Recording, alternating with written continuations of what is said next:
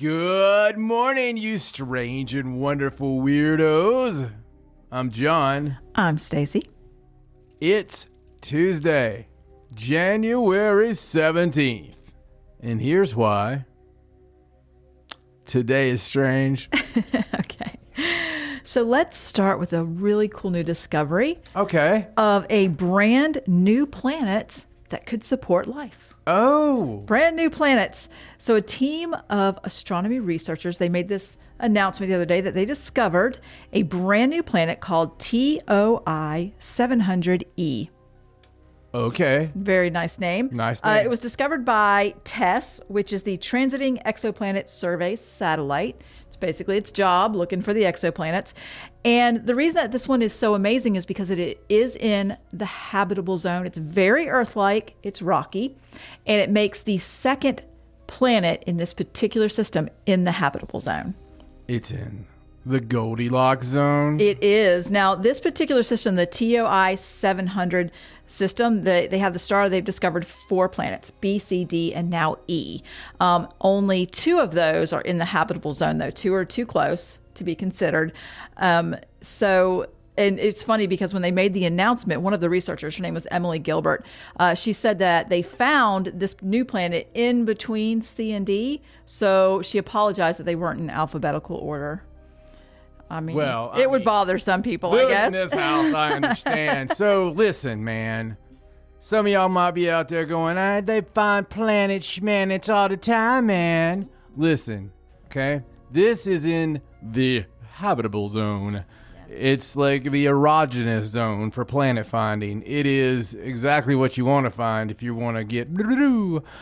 This is big time because it's temperate. It's there. It's climate controlled for your satisfaction. Right. Life can... Very Earth-like, they said.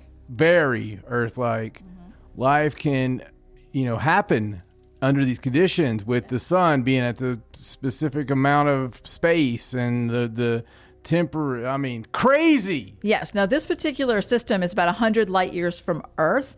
And they said the next steps are to determine the mass and general composition of the planets and to try and look at their atmospheres to see if it's how alike it is to our atmosphere. Yeah. This is nuts, man. Mm-hmm. Between this and our second story, I got sick. I got sick last week. Okay? Couldn't do anything about it. I was like, well, no big deal. It's not like they're going to discover an Earth-like planet in the Goldilocks zone and, or release the damn files, right? Right. That couldn't happen. There wouldn't be a lot of good news this past weekend. It's not a big deal. That's fine. This is big. This is big. And now they presented this at the meeting, the American Astronomical Society in Seattle, that meeting. And at the same meeting the next day, they also mentioned that the James Webb Space Telescope has discovered its first Earth-sized exoplanet. It's only 41 light years away, but it's not in the habitable zone. So, pitch on that. James. He's trying to catch up. But this is really interesting, and I can't wait to see once they determine about the atmosphere and stuff, because how much they're emphasizing that it's so, like, even the way it orbits and the way it, it's locked with the other planets. I think it's very similar. Dude, there's life there. You think so? Mm-hmm. This is the one. There's life. We're calling it now. You got to think. Look, it's in the zone where we've been looking for things in the habitable zone. Okay, And you get to start wondering if we do have one there. Is there anything other than like a gas giant? And so you get a rocky world in the right amount of space. Right. The bets would be crazier that there wasn't. Right. Well, that's what I think. And something else that I think is really interesting with this, they talked about it with this particular discovery, is they've widened the habitable zone that they look at. And they've kind of split it into 2 separate sections. There's like the conservative habitable zone, and then there's like a wider optimistic sort of habitable zone. And they've done that because of all the recent discoveries with Mars and Venus, where there could possibly have been water there at some time. And so now they're widening their scope to those planets that could possibly have also had life in the past or may possibly have life now, which I think is really fantastic. Yeah, considering Mars used to have life itself. Just saying. Just saying. All right. Well, shall we move on to this next story? We shall, but this one's going to come back. So this next story is about the annual UAP report. You know that report that's due every year on October 31st. Well, the one for 2022 was finally released. I think they put the news release out on January 12th, so they were kind of close. Yeah, somebody's a bad student, huh? We know how these guys did in school. Exactly. So the Department of Defense put out a news release on January 12th saying that the day before they had officially released the declassified version for people to look at. Now, which looks like for those of you watching. Yeah, it looks like that amount of report. It was, I think I looked at it, it was like 11 or 12 pages. It was not very long. And most of that was just the report listing about when they established which department and the date and who was running it. I mean, there wasn't a lot of information in there at all. Whereas on the date of January, redacted. We here at the redacted, came to the conclusion that redacted findings. Yes. So what you can glean from this very small declassified report was that this was actually interesting. There was actually some stuff on here that kind of is interesting. It is. So in the report they released, they identified 366 newly identified reports. And this is in addition to the ones from the last report, you know, the 144 where they couldn't identify 143 of them. Yeah. So now there's 366 new ones. Now they took these 366 new reports and they characterized them. Now they didn't identify them or say definitely what they were. They just tried to put them in different categories so that they claim they could efficiently apply their resources the right direction. Makes sense. So out of the 366, there was 26 that were characterized as unmanned aircraft system, or something like that. 163 were characterized as some kind of balloon or balloon-like entity. And 6 were attributed to clutter, which basically just means weather or bag or bird or something like that. Now, those are the only ones that got characterized. That leaves 171 uncharacterized and unattributed. Now, they claim that some of these appear to have demonstrated unusual flight characteristics or performance capabilities, and they require further analysis. A lot of them, they said they lack enough detailed data to make them able to be characterized. Right. However, they did also say in the same paragraph that the majority of these new reports originate from U.S. Navy and U.S. Air Force aviators and operators who witnessed it during the course of their operational duties and reported it through their official channels. So I don't know. I feel like that's a little contradictory because if it's, you know, the military in their operational duties, there should be some kind of evidence there or recording or radar or something. Like they should have some data to characterize it, you know? Yeah, they should.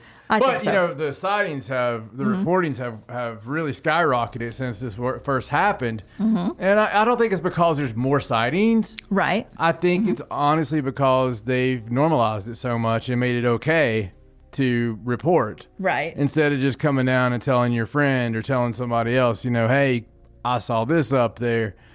I think they've made it okay now to put it out there. And there's been some really interesting thoughts I've seen put out from some people, you know, including the fact of, you know, there's a specialized frequency or whatever that the UFOs fly at.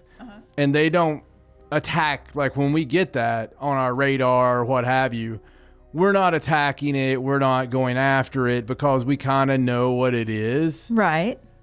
And our enemies could totally figure that out. Absolutely. Especially since it's been reported now. Right, now that it's out there. And make something specifically designed to go with that range or put out whatever it's putting out.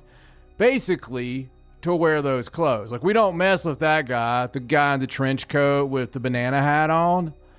It's completely silly. We're not going to mess with that guy. Unless that guy is actually our enemy finds that out and wears the trench coat and banana hat. Right. Well, that was basically the meat and potatoes of the declassified report. We don't get any information on any of the sightings. It's That's still a report. all in the classified report. And some of those newly identified reports are things that happened like in the past. Yeah, like they're just but bringing I'm them not up going to again. be the Debbie Downer on this. Look, Right. they're talking about it. It's Yeah. a conversation. It's happening, and I'm happy with that right now. I mean, I'm happy Right. there's a conversation. Well, some really interesting things happened since that report came out, Oh. like over the weekend. Do tell. So after that all happened and that report came out, on Saturday, a congressman, Representative Tim Burchett from Tennessee, he's the congressman from Tennessee, he was doing an interview on News Nation, and he said some interesting things. He said that, quote, "We've been covering this up since the 40s." Just claimed there was a cover up.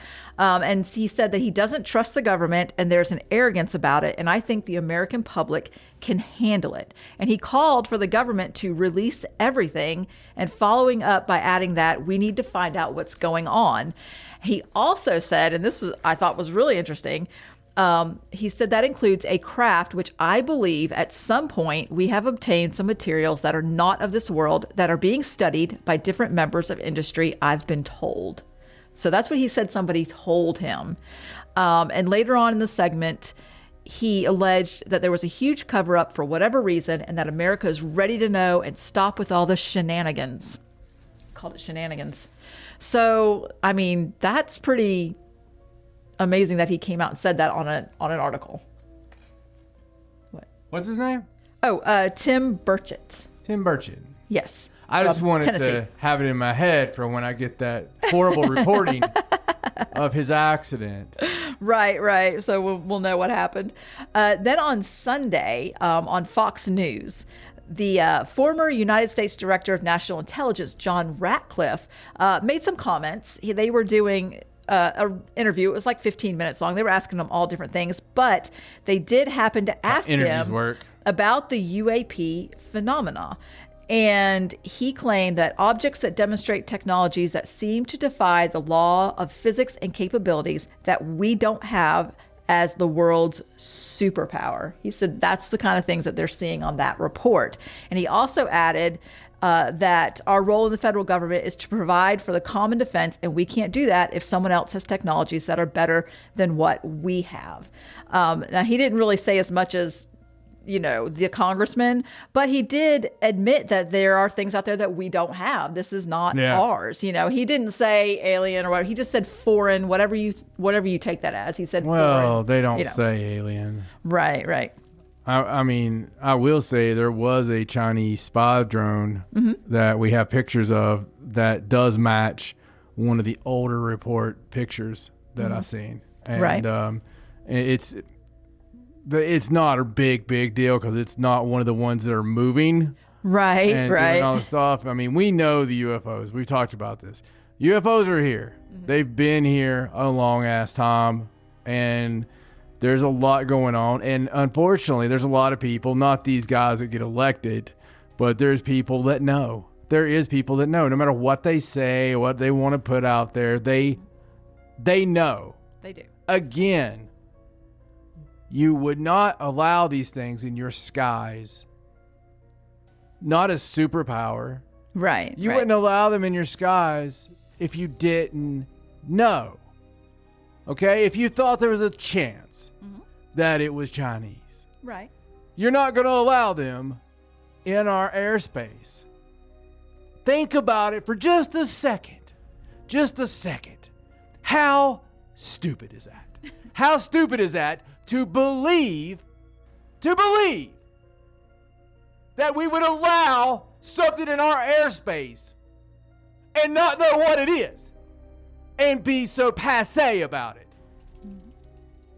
It's the military of the biggest God-fearing country on this earth that blows the shit out of stuff just for the hell of it. Oh, I'm sorry. Are you in trouble? Oh, okay. Do you have a lot of oil? Okay, well, we'll be right there. It's just ridiculous to think that we would allow stuff in our airspace. And they talk about it on these things. They're like, well, it could be Chinese.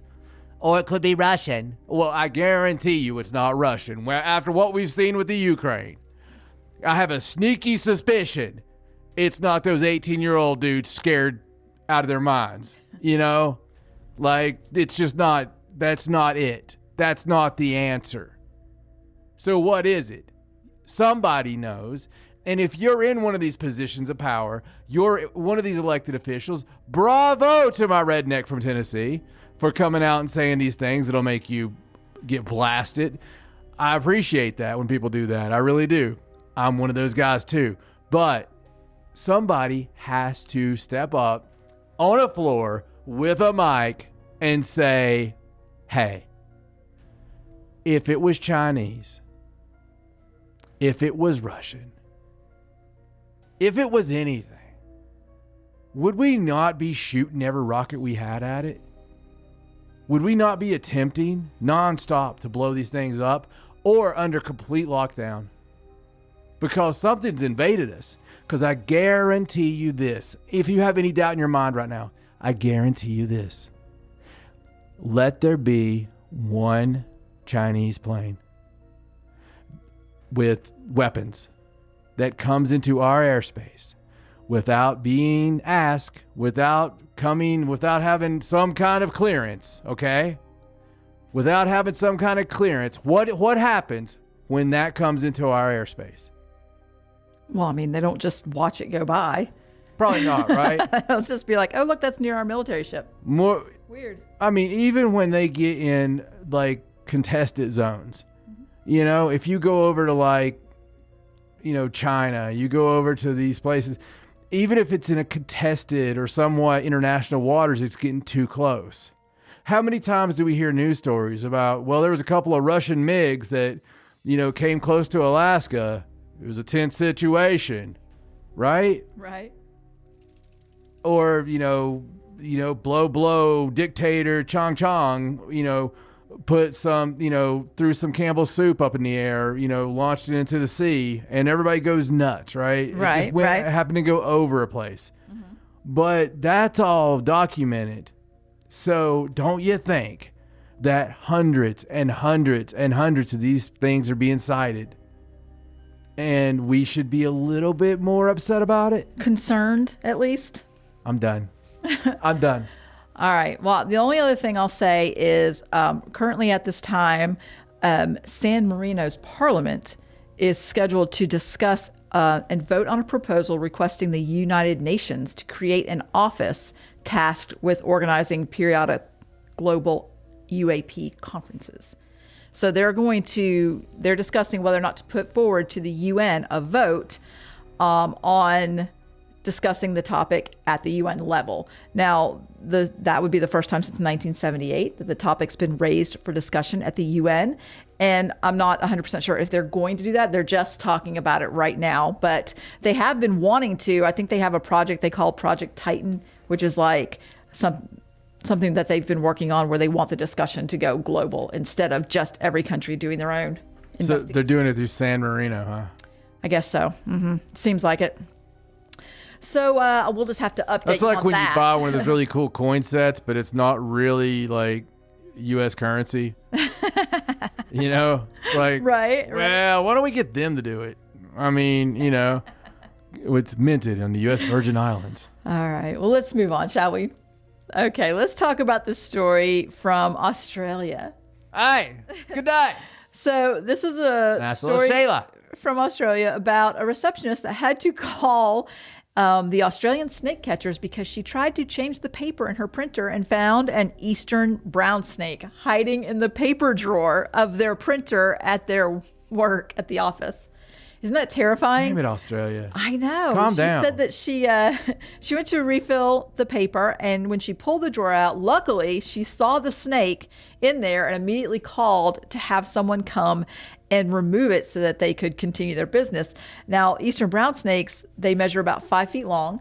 They have been known to get up to 6.5 feet, but they have the second deadliest venom in Australia at that point, any of the snakes. At that point, who's counting, right?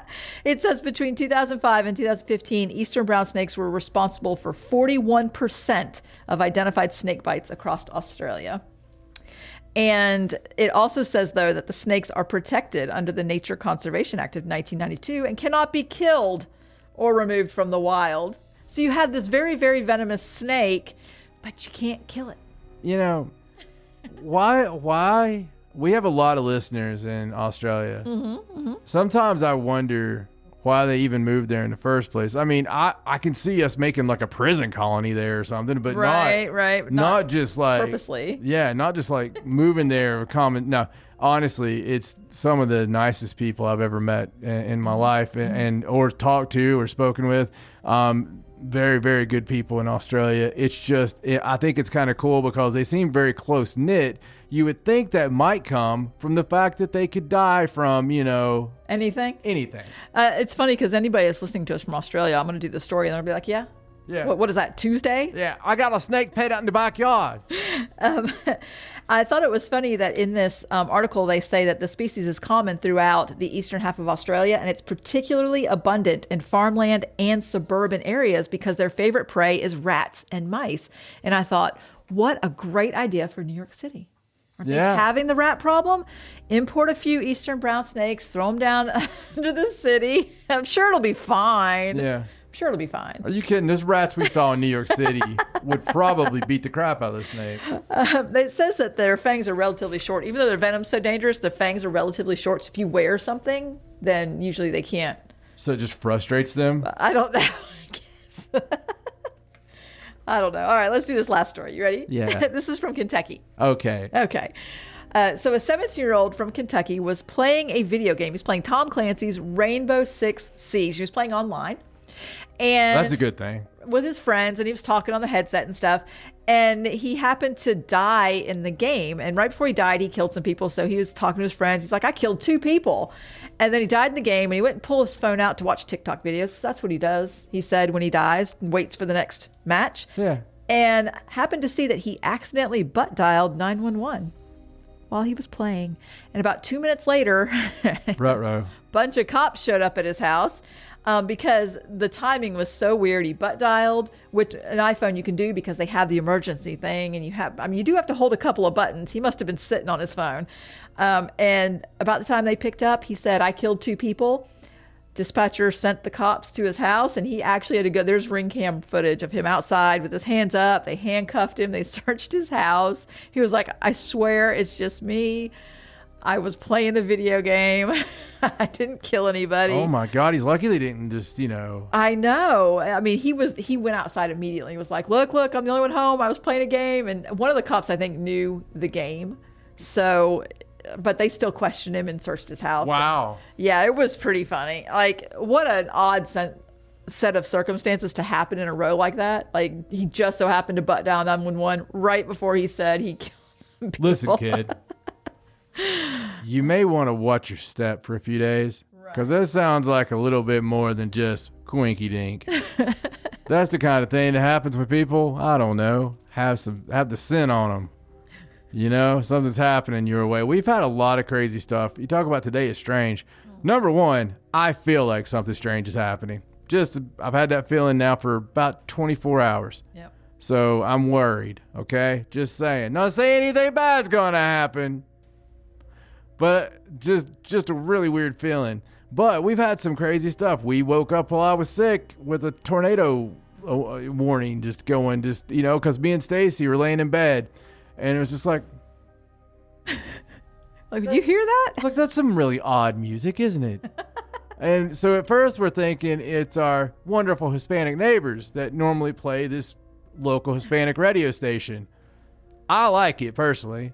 But they'll get out there sometimes. It's like da da da da da. And yeah, but the weather was really bad. I was like, it's probably not it. And she's like, no.